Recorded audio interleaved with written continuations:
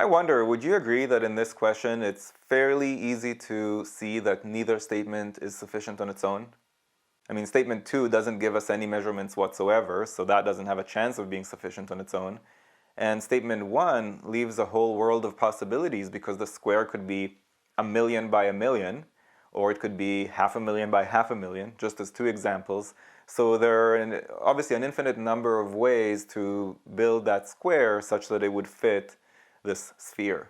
So let's go ahead and eliminate answer choices A, B, and D because neither statement is sufficient on its own. This is down to two answer choices, C or E. Now here's what I think is interesting when we combine the statements. We don't actually have to know how to do any of the math in order to solve this question because it's data sufficiency. We just need to be confident that a professor of mathematics, or in this case a professor of geometry specifically, would be able to figure this out if he or she had both of these statements. So let's think about this for a moment. We know exactly the size of the sphere, and we know that the square is the smallest square that could possibly fit the sphere. Would a professor be able to figure out the perimeter of the square knowing all of this? You know, if we were talking about a rectangle, then maybe not. But with a square, I mean, the beauty of a square is that knowing one thing about it is enough for us to find out everything else about it. I mean, if I know the length of a side of a square, I can find the area, I can find the perimeter, I can find whatever you want. If you give me the area of a square, I can find the length of the side, I can find the perimeter, etc.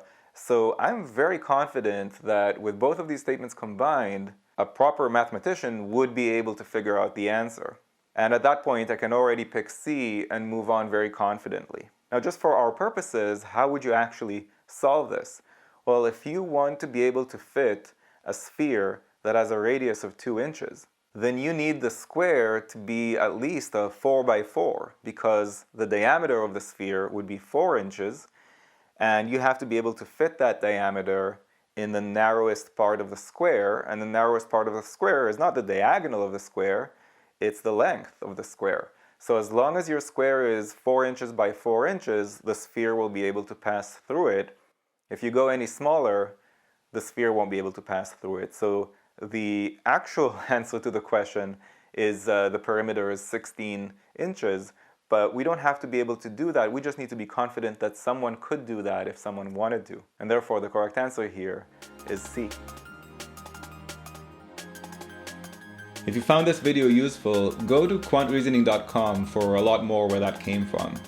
You should also click that like button and let me know in the comments below what you'd like me to make future videos about.